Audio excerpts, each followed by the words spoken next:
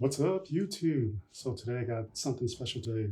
Vlog style discussion about helmets. I am calling this segment Helmet Wars. So to give you some background, a few weeks ago I had made a video about Cybercraft and some of the amazing products I got. I had Commander Cody, had Rex in the video. I did an unboxing and gave my impressions on it. I thought they were fantastic pieces, but I got a lot of flack about them on one of the Facebook groups. People were saying stuff like it's not screen accurate, the paint's off, and I'm just like, what the hell are these people talking about? First of all, what I wanted to make clear is these helmets from Cybercraft, I bought them knowing that they were not licensed.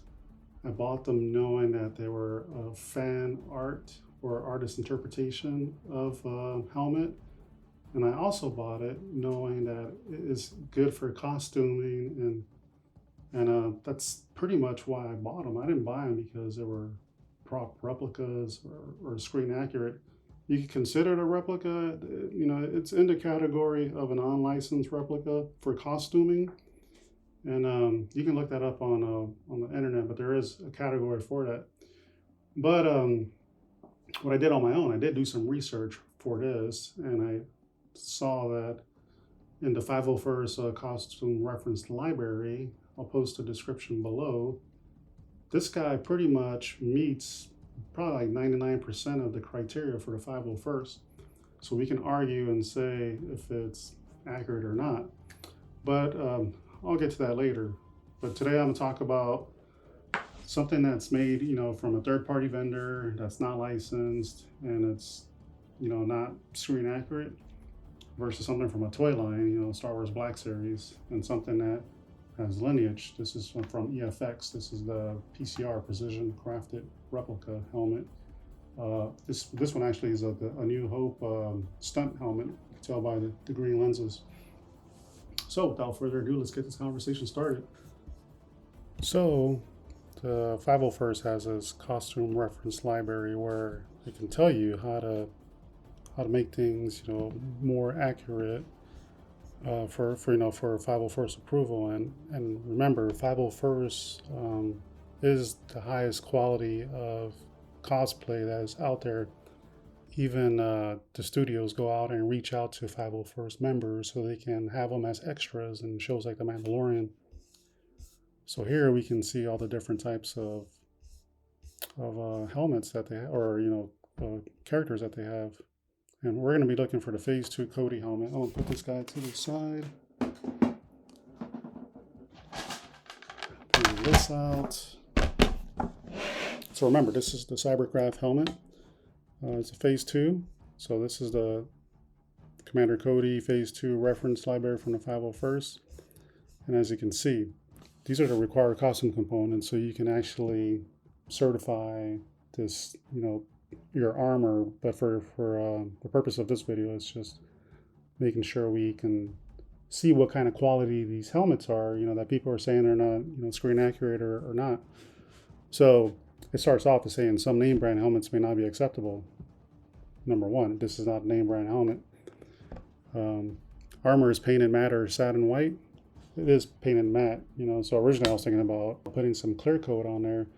But then after thinking about it and after reading this and doing some research, I'm going to mess it up. So I'm not going to do that anymore. Visor mounts hit over the eye lens. So this is the visor mounts hit over the eye lens. Black eye lens. 2 mohawks on dome. You can see the 2 mohawks. One right here, one right here. And then one located on each side of the helmet fin. This is the helmet fin. So it meets the criteria. The raised detail on the front of each of the side of mohawk should be painted light gray. The raised detail. Oh, okay. So it's in there. There's a little bit of grayish in there. And then a camera is mounted to the left part of the dome. So right there, you see the camera. The helmet front is charcoal and gray in color. So it's a grayish color. I don't know if it's charcoal. Probably close to it, but it's close. Wire or plastic mesh is utilized inside the helmet to cover open pieces from the frown. You can't see it, but yeah, that meets the criteria. The gray Oh, the vertical hash marks on each side of the helmet cheeks are dark blue in color. They're all dark blue in color, as you can see. And the gray helmet band behind the dome. And that's this guy right here. It goes all the way around to the sides. Pretty good so far, right? And then there are two antennas mounted on the helmet. One right here, one right here. And then that's it. And just like that, I took a look at this for the components, and it's pretty good. If the 501st says that, you know, these are the requirements for this helmet, I think they're met. There are probably some slight color adjustments and some tweaks they'll probably make you do, but this freaking helmet is badass, and it's not licensed, and it's from a third party. You know, it's from a no-name company from Russia that are offering these at a really good price. You know, this is an unpaid video. I'm just, you know, showing it and bringing it out there because I want to make sure people, you know, that are talking crap, I want to just make sure I clarify it. So I'm gonna put this one to the side, and I'm gonna bring the one that caused a lot of controversy, the Rex. All right, so this is the Rex helmet. I'm gonna do the same thing with this one because I got a lot of flack for it. So here's the realistic reference library. So if you want to get it as realistic as you can, because there's not really a good realistic screen used piece you can use to compare it. All right, so realistic style Phase 2 Captain Rex helmet. Standard Phase 2 helmet is not permitted. So modified Captain Rex T-visor with sharp corners.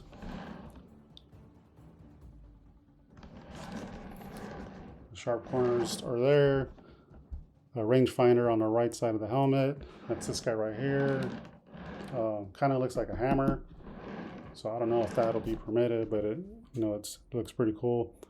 One small cheek aerator present in the left and right side of the cheeks. So they're right there. And they kind of look like the video. I mean, like the reference, but I think these holes are, I think they're about right. Helmet is painted matte or satin with the cobalt blue details. So far so good. This is matte. Helmet mohawk on dome. Check. Two cobalt blue J guys on the forehead. It's these guys right here. T-shape islands and shape Phase 1 clone helmet. So that's this right here. Check. Two small triangles between the J guys. Let me see, what is that? Two small triangles. Oh, I think it's probably these little ones in here. So I want to say that's it. Islands black or smoke. Yep. Helmet frown is painted charcoal gray. Yes, it is. Black mesh is utilized inside the helmet to cover the open piece and frown. It is. You can kind of see the metal on this one. Ear caps are painted gray. So it's these guys right here. And what they actually did is use some found parts and stuck it on. It's probably like a found part mold they made. Vocoder greebly below chin area is black. So it's these guys right here. And normally these are like found parts from something. Let's see. Ear caps are painted gray. We covered that one. The vocoder, we covered that one. Ear cap on the left ear is dark gray with the edged and two indented black rounded details. Right ear has a gray rangefinder with a gray stock and circular end cap on the connector. So that's, I think that's a little off. This sucker for sure. Looking at the reference picture, sort of there, but I think it's still a little off. Probably need to do a little bit more research on that one. Let's see what else. Two large black aerator greebly cylinders with silver screen are located in the front indented area of the aerator tubes. So that's these guys right here. And then gray indented helmet band around the back of the dome. Yeah, it's not there. So that's a strike. Black indented vertical rectangle area on the back with rib detail. it's not there. 57 kills, so 30 on the left, and I counted these the other day, and then the 27 on the right. So those are there, and then the cobalt blue areas are weathered with various scuffs. So this one has the scuffs all over, the scuff markings on the blue areas, and then armor has black scuff marks, and then the weathered with shade of gray. So you see it's not completely accurate, right? So there's some tweaks that I would have to make on my own, which I am. One of the things I'm gonna do is this red right here. It's supposed to be rust. If you look at the movies, it's all CGI, but you can see the rust. I kind of did the rusting effect in here, which I'm probably gonna change that color because I did buy some rust paint, and then I'm gonna do it around the top of the visor, and I'm gonna do it over the mouthpiece so I can look a little bit more realistic. And I am going to tweak this, but I still love this helmet. I still think this helmet is badass. There's nothing else out there like this. So let's go on to the next one. So these are the Cybercraft. So let's look at this guy. This is a Black Series helmet.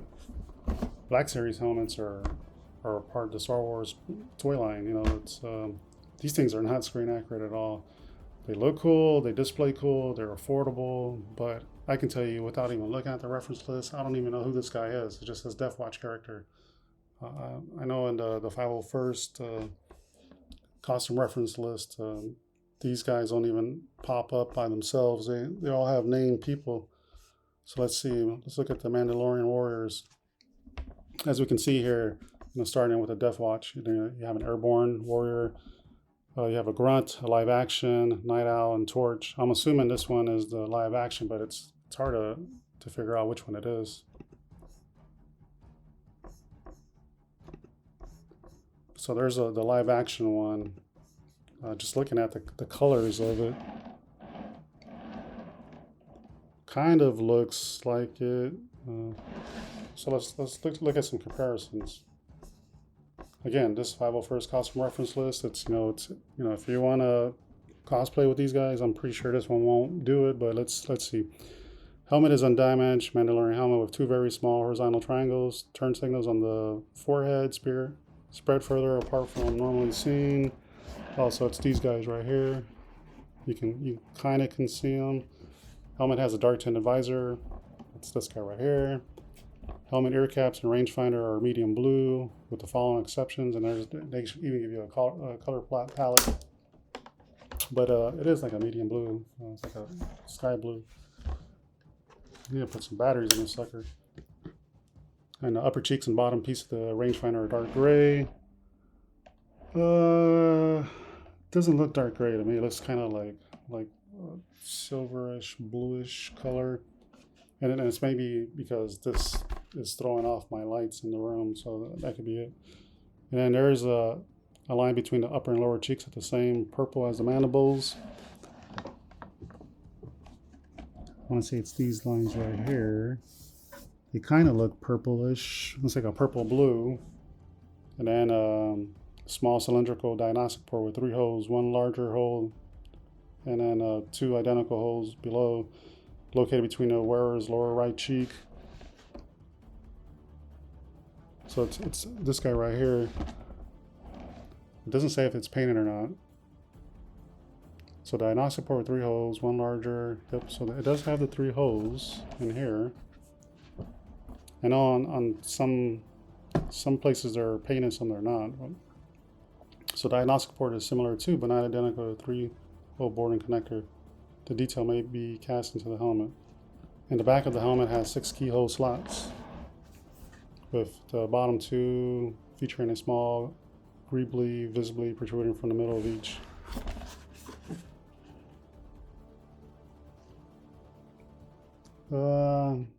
There's something in there. I can't tell what it is, but it's something that's plastic. But you look at it, there's some similarities. I think the colors are off. I doubt that this one will let you be in, but you could probably get in if you repaint it. I think if you paint the mandible areas to the color palette and tweak the antenna mounts, probably be closer. But what's cool about this is you know, these Dark Series helmets, they put a lot of detail on the inside. This is some of the stuff that some of the licensed prop replicas don't do. You know, it's just hard to show what's in there. There's so much. You know, what I'm probably going to do is paint some of this stuff on the inside. So this is an Efx precision crafted replica helmet. This is a licensed helmet, and it has lineage to the original piece. All right, so this is the Efx Pcr Helmet. This one came out a few years ago. This is the Stunt Helmet. You can tell by the green lenses, and it is a licensed piece from Efx, like I said. So let's take a look at it. You know, that way we can compare it to the reference list here. So you can tell there's a hero and a stunt helmet, and this is a stunt helmet. And since I'm trying to keep this video under 10 minutes, you can like read the stuff there. I'll put the links for some of this stuff in the show notes below. But here's the helmet. The trapezoids on the dome of the helmet and tears beneath the corners of the eye lenses are gray.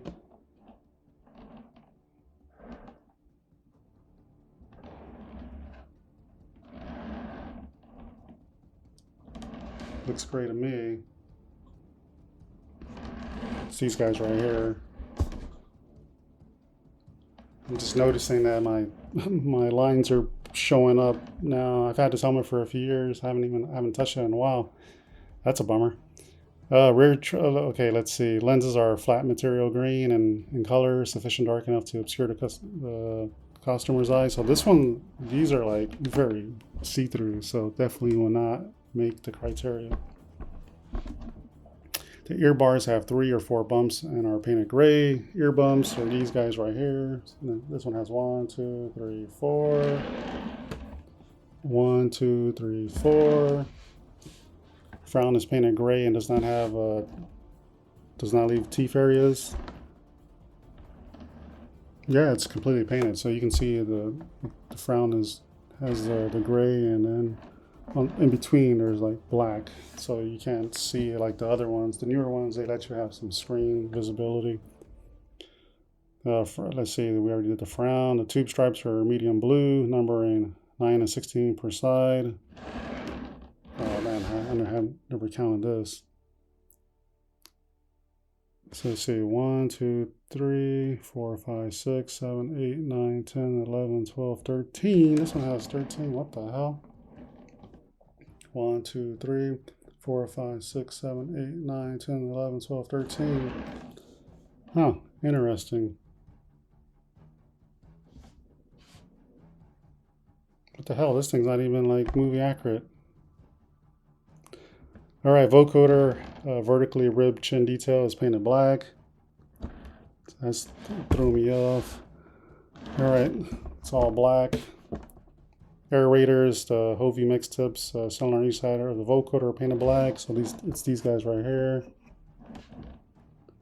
The tears, traps, and tube stripes would be hand painted. Decals replicate.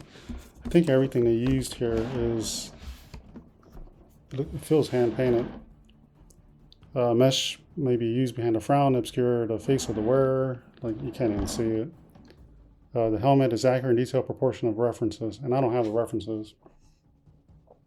So with this one, there's different levels of certification. So what we just went over is the basic one, and then the higher it goes, the more screen accurate it is. So ear shall have 3 screws per side. No, that doesn't have it. Ear bars have 4 bumps only, not 3. So that one meets the criteria. The traps, tears, and tube stripes shall have the correct A New Hope TK details. Ideally, the tube stripes are positioned approximately a pencil width from the cheek. Yeah, I don't have none of this stuff to look at it.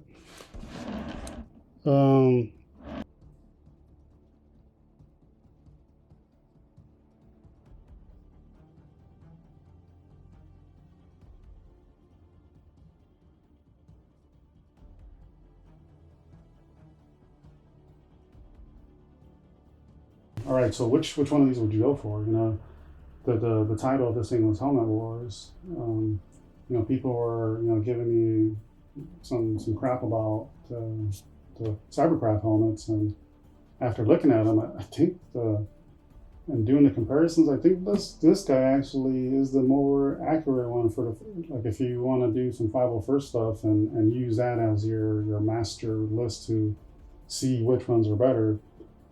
This one is good for the price. It's not licensed.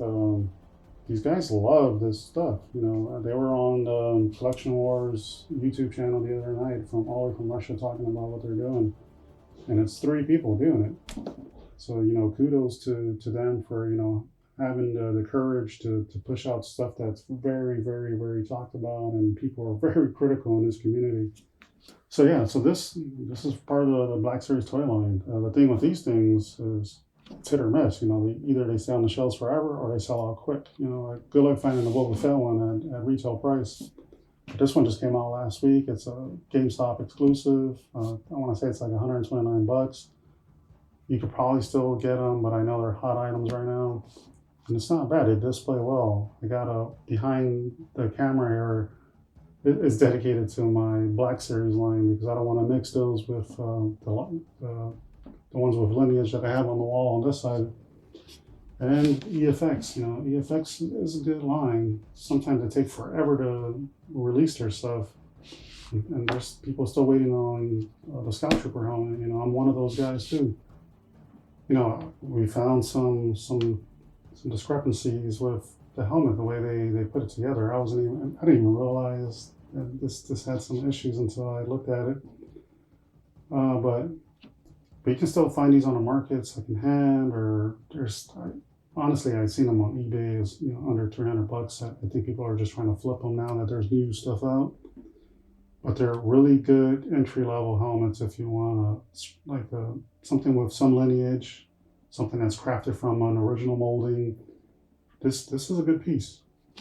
So the choice is yours.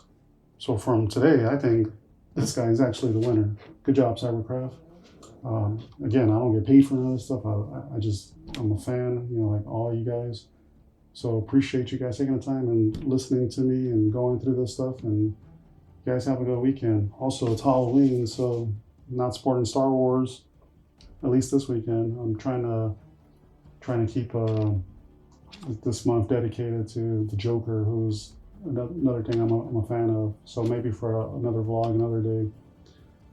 Well, hope you liked the video. Like, subscribe, follow, and see you next time.